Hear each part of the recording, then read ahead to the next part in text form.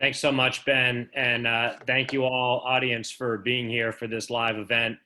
As Ben said, I'm the executive director of 1455, and that's probably the extent that I want to say, because I want to get right down to business here. We've got some unbelievable authors, and I'll introduce my take on this session by saying two things. First of all, we are counting on everyone that's participating and viewing this session to purchase a copy of this anthology. So please honor that commitment and go to either the event page where there's a handy link, or really any of these authors on their speaker bios will have a link. And not only can you pick up this anthology, but books by these authors are also available. And after you hear them read, I'm very confident you're going to want to check all of them out.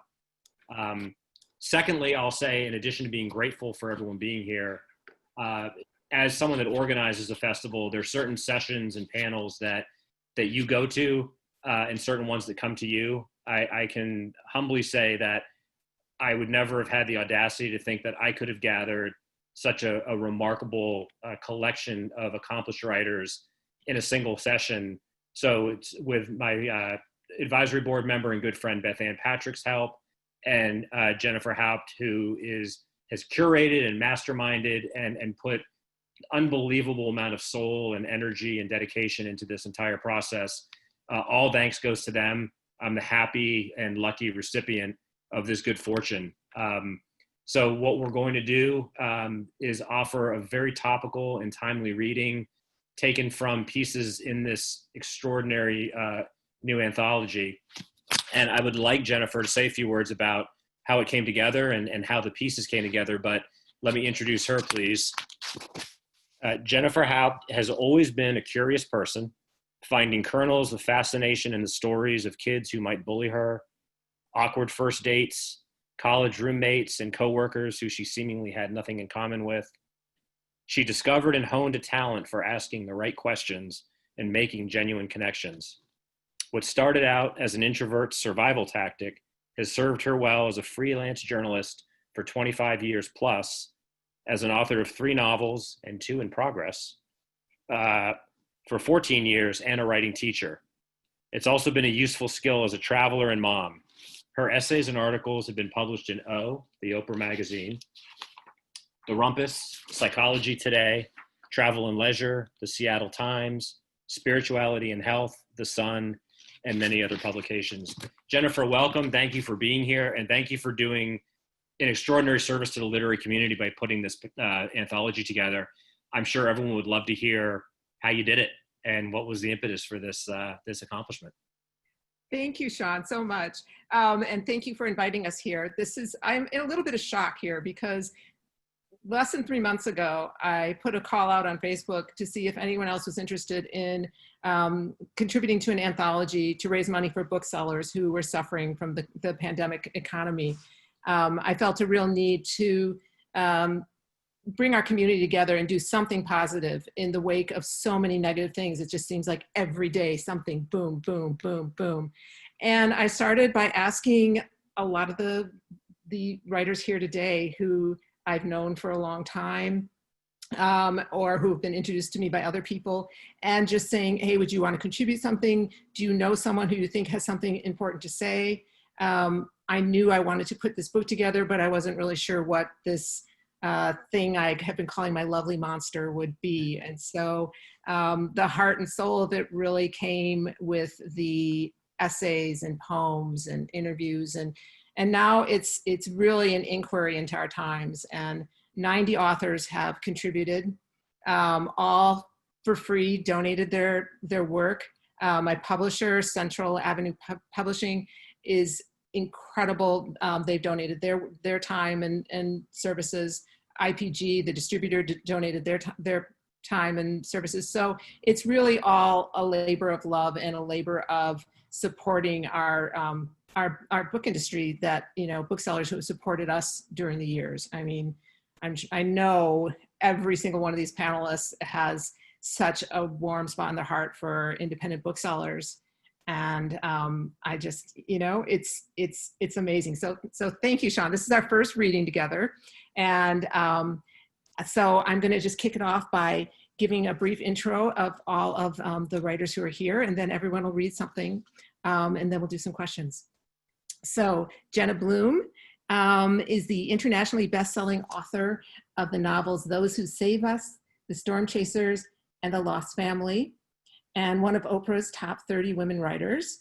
She's based in Boston and is co-founder of A Mighty Blaze, which is an awesome Facebook group for readers and writers. And she's a 20-year teacher at Grub Street. She'll be reading first, and then Andrea King Collier, who has been my writing buddy for probably 25 years. She's a multimedia journalist, essayist, and author based in Lansing, Michigan. She's the author of Still With Me, A Daughter's Journey of Love and Loss, and The Black Woman's Guide to Black Men's Health. Next, we have Sonora Jha, who is the author of the novel Foreign. She's a journalism professor at Seattle University. Her collection of linked essays titled How to Raise a Feminist Son, Motherhood, Masculinity, and the Making of a Family comes out from Sasquatch Books in April 2021, highly anticipated. Devi S. Laskar, her debut novel, The Atlas of Reds and Blues, which I love, is a winner of the Asian Pacific American Award for Literature and the Crooks Corner Book Prize. She's a former newspaper reporter. She's now a poet, a photographer, and a novelist living in California. Caroline Leavitt is the best-selling author of 11 novels, including With or Without You, and a book critic for the San Francisco Chronicle and other publications. She is co-founder with Jenna of A Mighty Blaze and teaches writing online at Stanford and UCLA, and also privately coaches. Dani Shapiro is the author of 5 memoirs, most recently the New York Times bestseller Inheritance, as well as 5 novels, including Black and White and Family History. She teaches writing workshops all over the world and lives with her family in Litchfield County, Connecticut. And to start out the readings, we're going to start with Jenna, is going to read a little taste of her piece, In the Bathtub. Take it away, Jenna.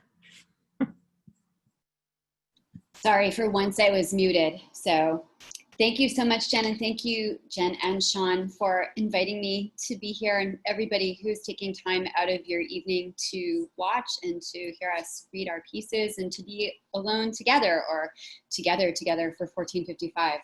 So I just used up 30 seconds of my time. Here's my essay, In the Bathtub. The worst day I had during the pandemic took me by surprise. It was 5 p.m. at the end of a workday on A Mighty Blaze, which I started with Caroline. Thank you. And I was looking forward to a socially distanced walk with my friend Kirsten, who then texted me, "Don't go out, there's a shooter on the Common." Kirsten lived on one side of Boston Common and I the other, and we met for socially distanced strolls. We were each other's only in-person connection. Missing one walk was not a big deal, but when I got that text, I slammed my iPad closed. I was done. I wanted to go outside. I needed one excursion in open air. I wanted exercise. I wanted nature. The magnolias were blooming on Commonwealth Avenue, heavier and more lustrous than I could ever remember. The previous day, I had lifted my face to the blossoms and inhaled, but I could barely catch the scent through my mask. Now I was done having to enjoy spring through a filter, done not being able to walk.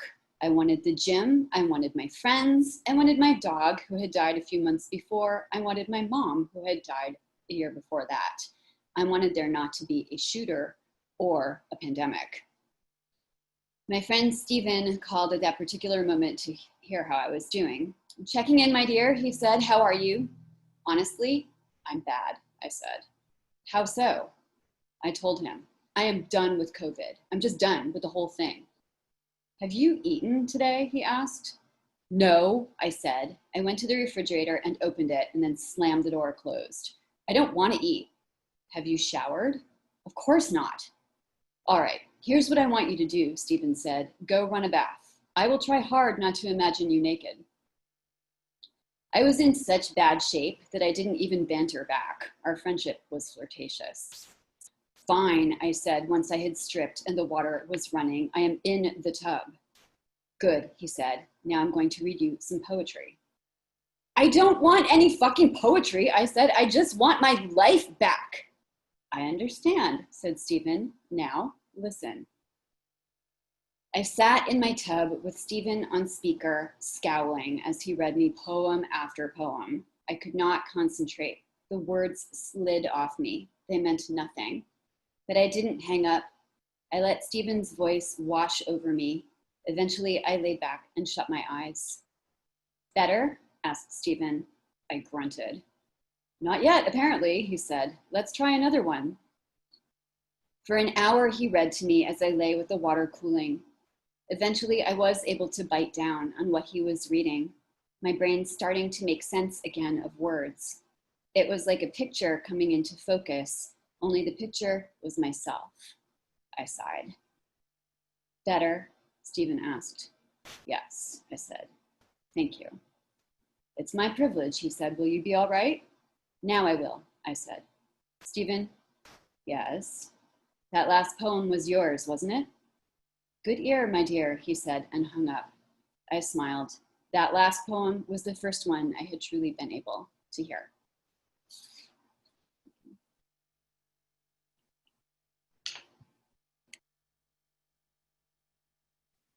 Thank you, Jenna. Now I'm the one who was muted. And in the book, there's also Stephen's poem, which is really beautiful. Next, we have Andrea King Collier, and she's going to read from her piece, Feeding My Heart and Soul.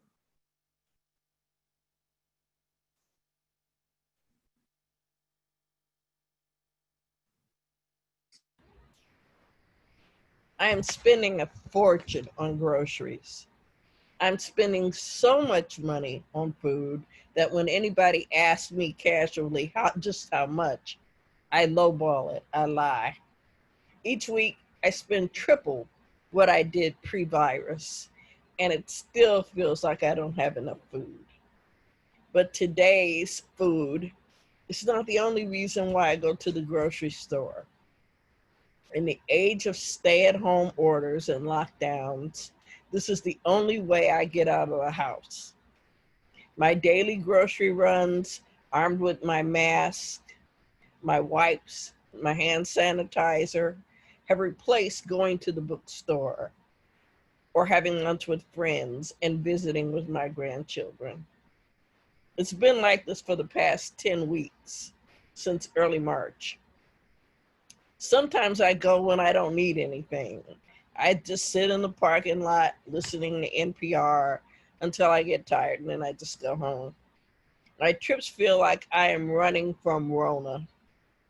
But lately, grocery shopping also connects me with the comforts around food that I have had since I was a child.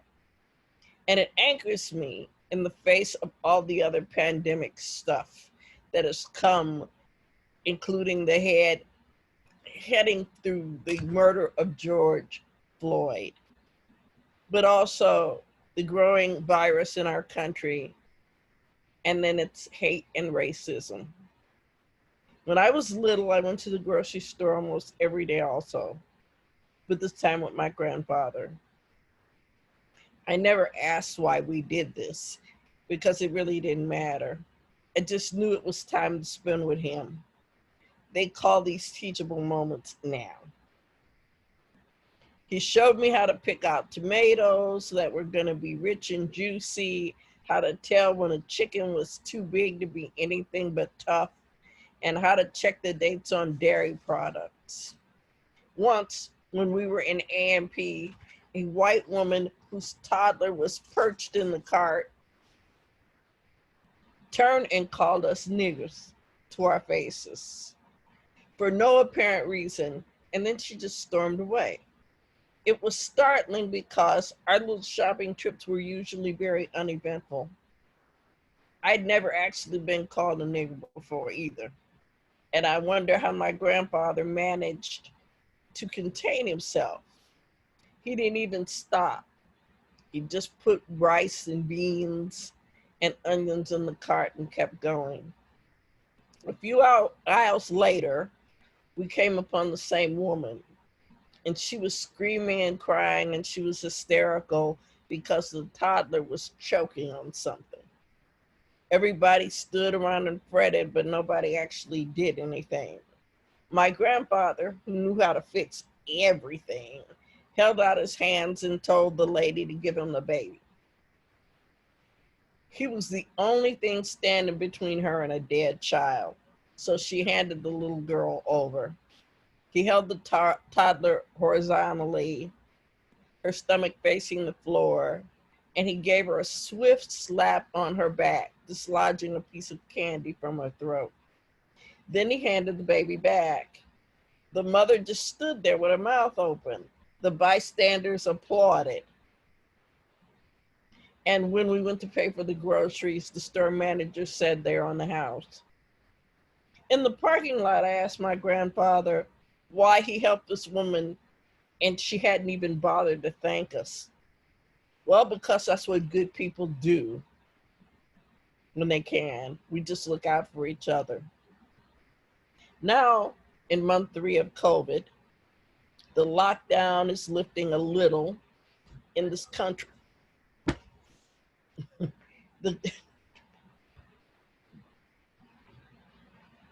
There are a few curfew-triggered protests in the cities, armed with police.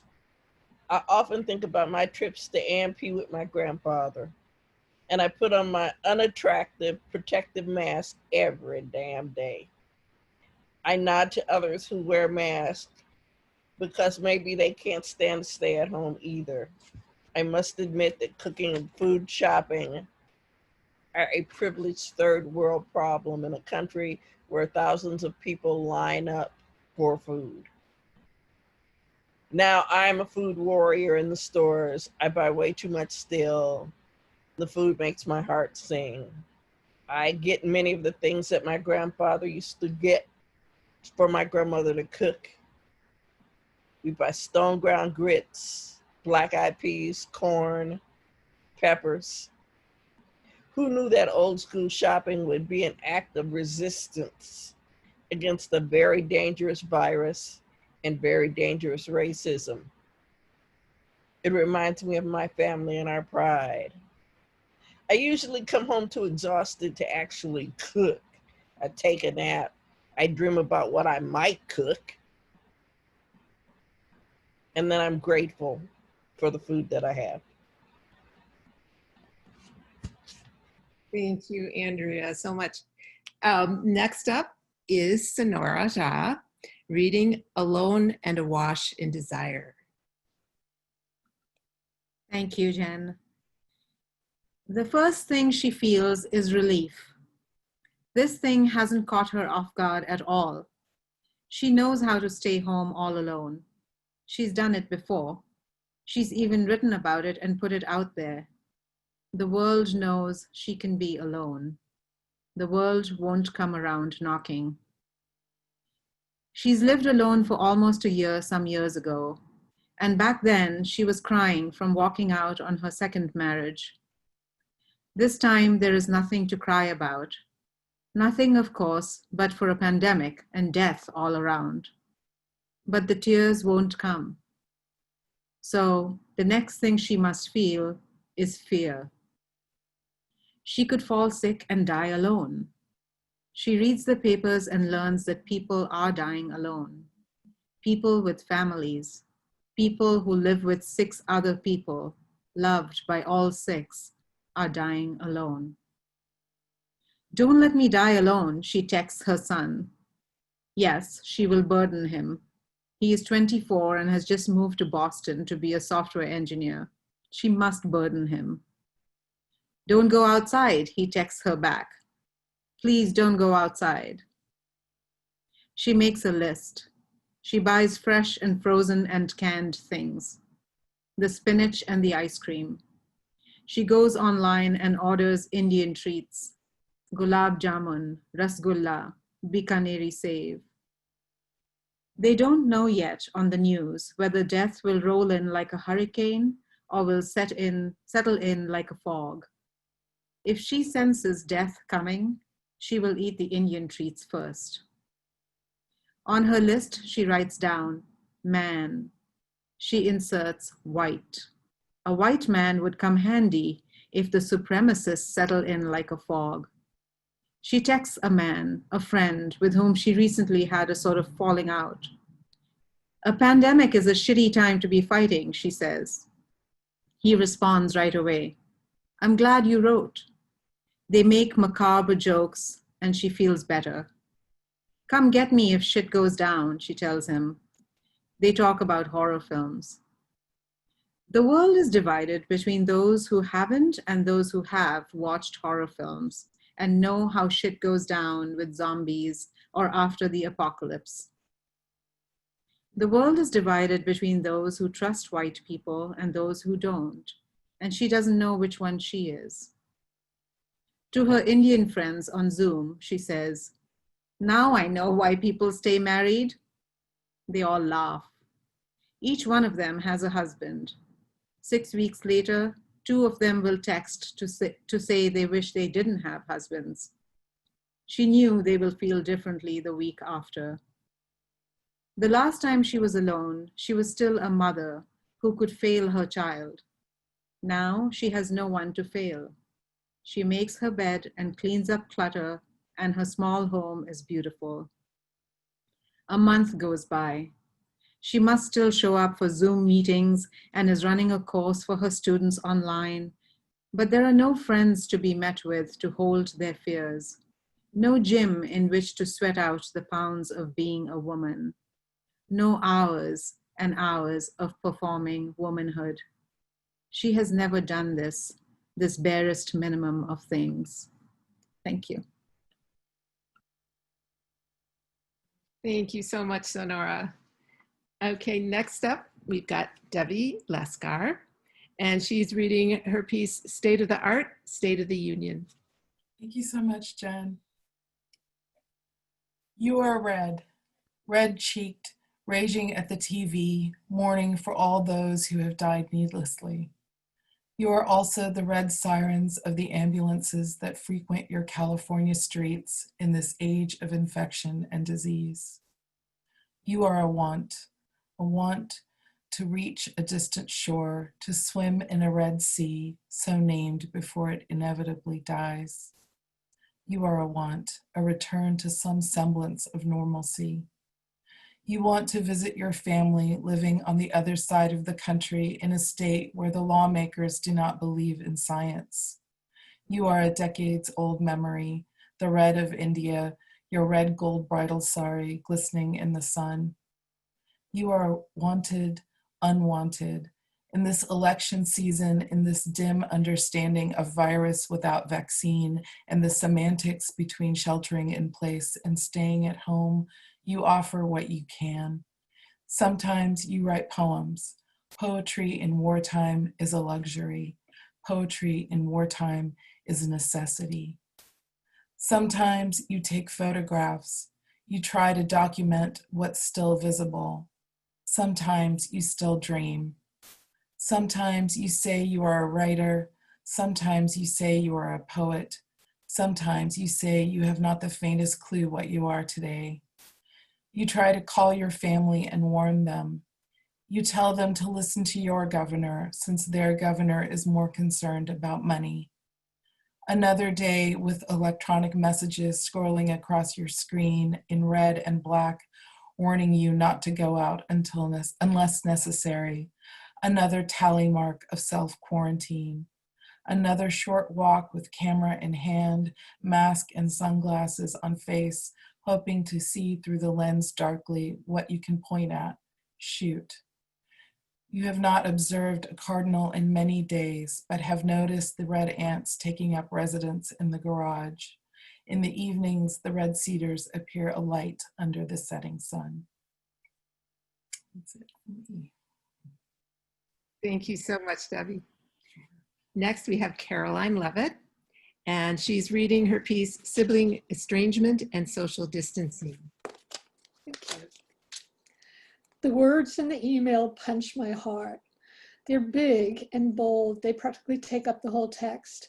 You're dead to me, my sister writes. I despise you. I hope you feel the pain that you keep causing me. I hope you die. I do feel the pain. Her message has made me near hysterical because I don't understand how and why she could write something like that to me. Plus, on top of that, it's now a full month of coronavirus, and every connection anyone has matters more now, or at least it's supposed to. I love my sister. I always have. I adore her, but she hates me. She blames me. She thinks I've stolen her life, that I got the happy marriage she was supposed to have, the writing career, the good relationship with her daughter, who's estranged from her now. I admit that I try to buy my sister's love. When I send her a dress, it comes back in the mail, ripped up in pieces. When I send her a necklace I had specially made for her, she ties it in knots and returns it to me with a scribbled note with big letters. It says, "You like this, I don't." With COVID-19, I can't leave my city to travel to hers, to find her, to make her see reason, to get her to like me. I can't show up with flowers or books and beg her to talk to me, but there are things that I can do at a social distance, things I've done before, and maybe this time they'll have more meaning. They'll work to fix what's wrong between us. I know she won't open any emails with my name, so I get crafty. I go to AOL and open up a new account that I name Library News with an exclamation point, so she'll open it. She'll think it's exciting. Inside, I address her as Library Reader, a person that we, the libraries, will be thrilled to welcome back when we can. But in the meantime, perhaps she'd like to access some books online. Perhaps she'd like to use the IndieBomb link to find and buy her favorite reads. Perhaps. It's always perhaps. I have no idea if she follows through with anything I send her, but it makes me happy to keep sending things. Then I get an email. "Go to hell," it says. "I hope you die." I want to know that my sister's safe. I want to know that she and her family members and her friends that mean something to her don't have the virus. And maybe the truth is, the real truth, what I really yearn for is I want her to know that I'm safe. I want her to still care about me, because for that not to be true feels absolutely unbearable to me, like a kind of death. It hurts, it hurts, it always hurts. Give it up, my husband tells me. Not everyone is going to love you, not even your family. Thank you. Thank you, Carol. Next, I'm going to do something a little different and ask Dani some questions. Dani's one of the, I think, 5 authors I interviewed for the book. We talked about care and comfort. So first, a little bit about Dani. Oh, oops, I already did the intros. Never mind. Okay, so you already know who Dani is. I'm going to ask Dani, first of all, how has the pandemic changed your writing life? I know it has. I know you have a new podcast where you're interviewing people who are on the front line of the pandemic. So just tell us a little bit about how the pandemic's changed your writing life and your focus. Thanks, Jen. Am I here? Yes. Okay.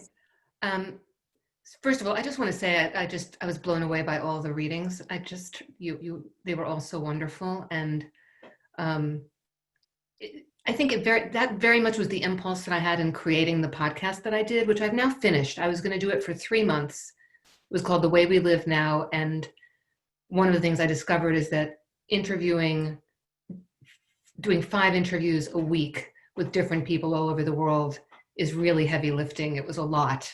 But I loved doing it because it was my way of trying to connect, which I think is what you're doing in this beautiful anthology. We all want windows into each other's lives. And I just felt myself listening to you all, hearing those windows, because we're all in this together, but we're all going through it in our own isolated ways.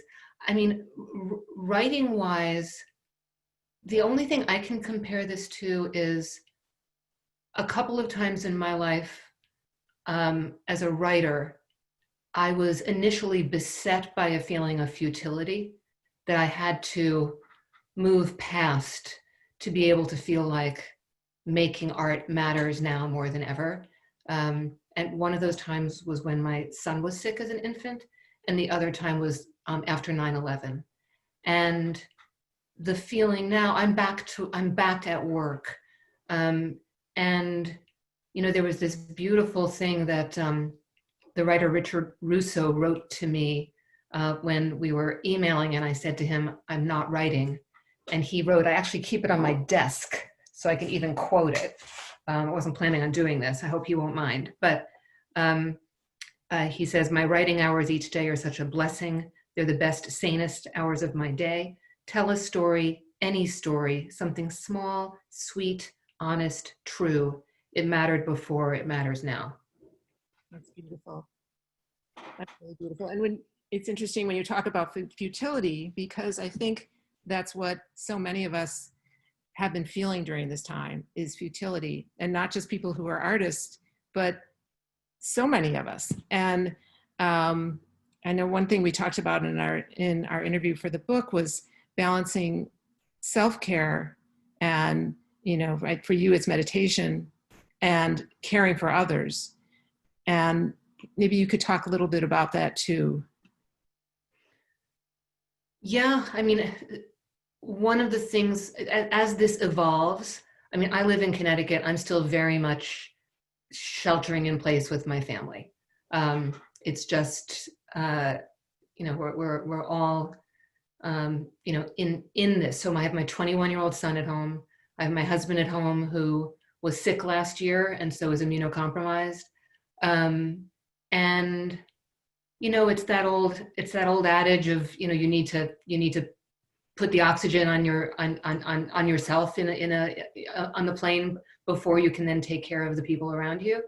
And for me, it is daily meditation, but there's something else as this has gone on month after month that I've noticed, which is we're all living with the absence of plans. It's like there's no future that we can pin anything on. And we're creatures of plans. A plan as small as I'm having a cup of coffee with a friend, or I'm taking a walk, you know, in Boston.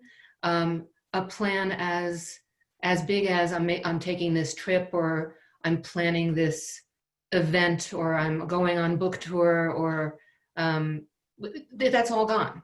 And we don't know when it's coming back. And I think I have found that if every day I build one thing into my day that is a version of a plan, that gives me something to build the rest of my day around, that I do much better in terms of my own mood and my own sense of hope and optimism and possibility. And then I can bring that to the people around me. And I think also, at the beginning, when I was thinking, what can I do? I can't invent a vaccine.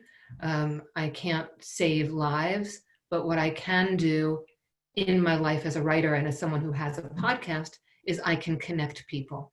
And I think that there was a lot that doing that for those months brought to me, in knowing that I was sharing voices of people who were having very different experiences of the pandemic with, you know, many thousands of people who were longing to have that connection. And so I would get notes from people saying, I listened to this on my daily walk, or I listen to this when I'm gardening, or it's the last thing I listen to when I go to sleep at night. And that was just really meaningful to have that. Well, and it's interesting. I think we're seeing some of that with social media too, where social media is getting, in some ways, kinder, and people are sharing things about their fears and their insecurities, and all of the community building, I think, has been really, really important. I wanted to ask some of the other authors too about that, in terms of, you know, how are you doing with your writing life? How has the pandemic changed your writing life? Like Andrea, have you noticed, like, are you thinking about different things with your writing? Well, because I'm still a working journalist who has to push out stories, that keeps me sane. I don't know what I would do if I didn't have like deadlines and stuff to make me get up out of bed and get it done. I would be more than happy to watch Netflix and eat potato chips all day. So that does, but it does have me thinking about what would life be like once this is all over, because I tend to run real fast all the time. So it has got me revisiting life after COVID. Yeah, I think we're all, that's on all of our mind in terms of thinking about, okay, life after COVID. And it's kind of like this mantra that's at the back of everyone's mind. Caroline, how about you in terms of your writing? Are you working on a new novel? I know you have a novel coming out in August. Yeah, I actually sold a novel on the basis of 70 pages, so I have to write. I have a deadline. But what really has been saving me is Jenna Blum and A Mighty Blaze, because every day we're always communicating with other writers and helping promote them. We're communicating with each other, and it's become a kind of family for me, and it's been so incredibly supportive. That I feel actually busy. I'm not writing as much as I should, but I think I will be as the days go on. And Jenna, I know I don't know how you're doing it with A Mighty Blaze, but I know you're working on a memoir also. And how is that working on a memoir during the pandemic? Yeah, thank you. I was like having a little moment while Caroline was talking, because the blaze has saved me during the pandemic. I am like the person Sonora described in her essay. I don't have a husband. I don't have kids. I live by myself. And my fear for the pandemic, when I knew that everybody would be going quietly into their houses and closing the doors, was like I was going to fall off a cliff into invisibility. And Caroline held her hand out, and we decided to do this thing together, connecting writers and readers. And it has changed my life absolutely, completely. I didn't have this before COVID, but for the first time, I have a structure. I have to be at a certain place at a certain time, even if it's just on Zoom, because now we're running this company that connects people. And it has been, I've always been out of demographic lockstep with everybody else. And everybody's like, I hate my family right now. I'm locked in. Like, my life is so boring. I can't wait to get back to after COVID. Like, for me, after COVID, I'm like, I don't know what that means anymore, because COVID has given me this Blaze family. So the redefinition has come with writing, because I'm not a writer who writes every day. Anyway, I write when I'm seized by inspiration, and it can be 3 to 5 years, much to my agent's chagrin, between being seized by inspirations. But I was working on a memoir before COVID about my really old dog, Woodrow, my black lab, who passed last year. And I have found that because I don't have unlimited time anymore, thanks to COVID and the Blaze, I actually get up in the morning now, walk my new dog, my new 14-week-old hell puppy, and I work on the memoir, and I have to turn it in next week. So I think COVID, in this really, really weird, unanticipated way, has given me structure and community and really beloved friends. And Devi, I know you're part of the Grotto in San Francisco, right? The writing community. And have you guys been keeping in touch through online, or how's that working? Well, I was part of the Grotto, but I'm still friends with most of them through different other groups. And yeah, we are in touch. And I have a really big writing group in California. And so we see each other. We've been seeing each other on Zoom for a while now. So not much has changed, except, we're looking less professional as the days go on, and we're all in need of haircuts and whatnot. But I have to say, like, what's really changed is, I had really big plans, for this year, and all of them got canceled, just like everyone else. And I wasn't sure if I was going to be writing, but I set a very low bar. My bar is 1 sentence a day. And that has actually allowed me to write, because I am writing a little bit more than that. And I am finishing things. But my goal is, well, if I'm just not having a good time, I just really, really just need to write that 1 sentence and go do something else. And it just sort of took the pressure off of, I don't feel like I'm performing, I'm just going to write my sentence and then move on with the rest of my day. I love that, the 1 sentence. And Sonora, I know are you writing every day, or how are you doing during the pandemic with your creation? So it started with, that I don't know if the others felt this, but the sense of like, oh, so, I can make use of this pandemic period, the shutdown, and be super productive and write like crazy. Because this is what one waits for. Like, it's going to be like a writing retreat, and like make it all this comfort and all of that. And then realizing, wow, there's no focus. I mean, I'm just feeling this sense of being out of focus, out of everything. Then watching a whole lot of television. But then I had a deadline, so I had the book deadline, which was just 2 days ago. So I'm actually feeling really amazing right now, except that then I was feeling this regret for having met the deadline, because weren't we allowed to be a little bit unproductive during this time? And I feel like, oh no, I just missed that permission to be unproductive, So I think if I hadn't had that deadline, I think I would have done much less writing, because everything just felt like a lot. And, and an associate dean at my university, and we were dealing with all this thing of rushing, putting everyone online, trying to decide whether we're going to be open in the fall. I mean, all those meetings take up all that other kind of headspace. So it's been a little bit, but the two things I did for sure were, this writer in Portland named Brian Benson was having a daily write for 30 minutes. And I said, okay, in the whole of April. And April was my birth month. And so I felt like, okay, I can give this to myself, like 30 days of writing every single day. Even if I don't write, that'll be fine. And so those 30 minutes just felt so amazing. It just kind of would be like at noon, just sort of like reset the button and be a writer at 12 noon every single day in April.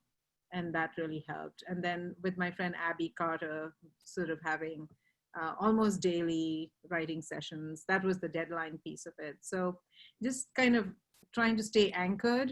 So it was kind of like, what you guys were saying, but having at least that one thing that becomes like a commitment, and the rest of it can go to hell. So. Well, and I love what you were saying about Richard Russo's note to you, and him really embracing that the writing was the thing that, at least for a couple hours a day, really made him feel wonderful. So I think I felt almost, guilty having that pleasure in my life for a while. And I think just having that pleasure and having something that you still feel passionate about is really important during this time. I'm wondering, Sean, I wanted to kick it back to you and see if you had any questions, because I know that you might. Well, I have some observations, and I certainly have some questions. I'll just say, in addition to thanking everyone again for the beautiful pieces, for me, I was already really, I wasn't quite neck deep yet, but I was definitely probably hip deep in planning for this festival around March when things started getting real. And I've been asked a lot, at what point did you decide to carry on? And the honest answer is there was never a moment. I never hesitated. And it was partly because I recognized for my own needs, but I thought for the community, if not now, we need this more than ever. And I just had jumped off a panel with some extraordinary teen poets. We had our second annual teen poet contest that I encourage everyone to check out on our blog, on the website if you haven't. The poetry we got was remarkable. But listening to these pieces tonight, listening to these poems and everything in between, what I found is that what everyone, especially in the artistic community, is longing for and searching for is this sense of connection and this desire to not be alone. I think writing tends to be a solitary enough endeavor anyway, but COVID has certainly driven people into places where it might be much more challenging for obvious reasons to connect. And just everyone that read tonight, I think that was and it's not surprising, right? But that was to me, the underlying theme of virtually every piece. But Jenna, you talked about it and used humor, but just hearing your comments now about what you've been going through, I'd love you to elaborate a little bit on you know, the very real human need for connection. You know, we talk about the artistic need, but we especially as writers, right, we need each other. We need our extrovert time. But you articulate that, you know, beautifully in your piece, and you use disarming humor, but there's a real kind of desperation there. I'm curious how you were feeling, and obviously having a task has made that easier, I imagine. Yeah, so much easier. I think of the blaze as my bullet to bite on, honestly. I think it was only like a couple of days into the pandemic when I realized that it was a real thing. Like everybody else, I had that one day where all of my events got canceled. And I am a deeply introverted person on the one hand and a deeply extroverted person on the other. Like, I will drive over an old lady with my car to get to a microphone. Like, I love public speaking.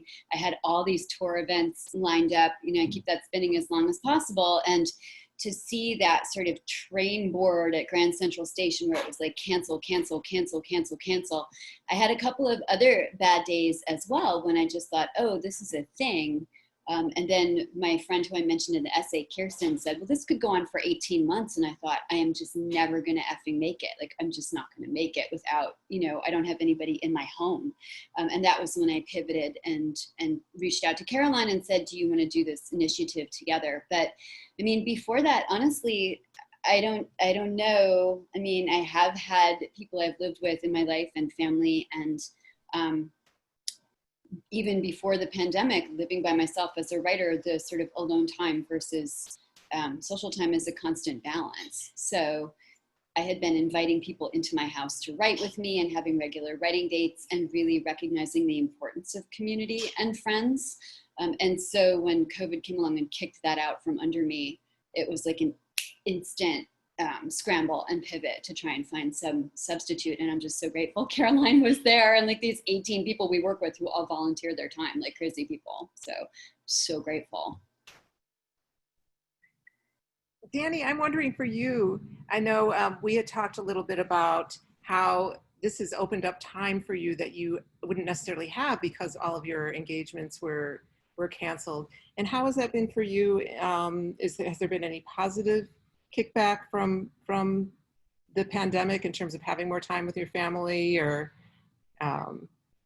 Yeah, absolutely. And I think when things started to cancel, I love Jenna's image of, you know, the board in Grand Central Station. That's really what it felt like. It was, once things started to cancel, it was this domino effect of everything canceling into the distant future. And a lot of the things, I mean, I was still on tour for Inheritance, and I had been on tour for 1.5 years. And people would say to me, I mean, literally like hundreds of events. And people would say to me, oh, you must be so exhausted. And I kept on saying, I'm not exhausted, I'm excited. And I was just like running on just the sheer adrenaline after 10 books of having a book that really, you know, that really took off. And what I hadn't realized is that I was exhausted.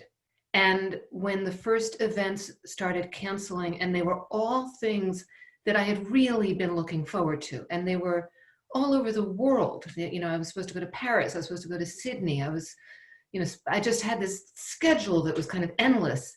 And as things started canceling, I thought, what is this unfamiliar feeling? I should be like just terribly disappointed about all this. And what I felt was relief.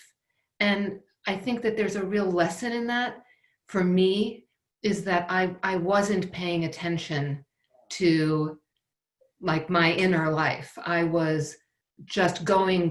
And I think at some point I would have gotten sick, or I would have, you know, crashed in some way, because it was kind of this crazy schedule. And since then, you know, I've said to my family, you know, being home together, and it certainly is challenging in a lot of ways, especially I need solitude and I have none. But I've said, you know, in this one aspect of things, I think we're going to be nostalgic for this someday, this time that we had together that we never would have had, and that we never will have again. And you know, my son will go back out into his life at some point, and we will not, nor should we be like sitting down at dinner every night together. I mean, it's driving us all a little batty, but there's a lot that's kind of beautiful about it too. Yeah, I think we're lucky that we can, those of us who have that and can feel that way, because I think you're right. It's going to be in some ways a nostalgic time too. Sean, anything else you want to ask before we go, or? Well, I mean, I would just say, if anyone has any thoughts about, seeing that, I think again, we're changing, things are changing seemingly on a daily basis, but we're really locking into this being the semi new normal. I'm curious if anyone has shifted their kind of perceptions as far as, I know speaking for myself, whether it's festival planning or event planning, I think at best for the foreseeable future, we're looking at kind of a hybrid reality of embracing these virtual possibilities for the right reasons. But, I with some resignation and hopefully optimism, I've accepted that we're not going back to normal anytime soon. And so I think we all are in a position of having to realign, like, especially those of you that are very successful writers with routines, like this is obliging some paradigm shifts. It makes me think about what I'm writing, and about, the fact that I won't be going on a book tour for my next book, and what does that mean for what I'm putting out into the world? Like, it really makes me think about that, and it makes me think about what's important to put out in the world in the context of how we are connecting now, and how we will be for, probably even after the pandemic. So I'm wondering if other people have thoughts about that too. It was weird for me to figure out that, aside from doing all the traveling with the stuff that I do, that my life is not that much different. I stay at home, I go to the grocery store, I go to the bookstore, I go to Target. That's what I did before the pandemic. I mean, I stay in my pajamas. My life's not all that different.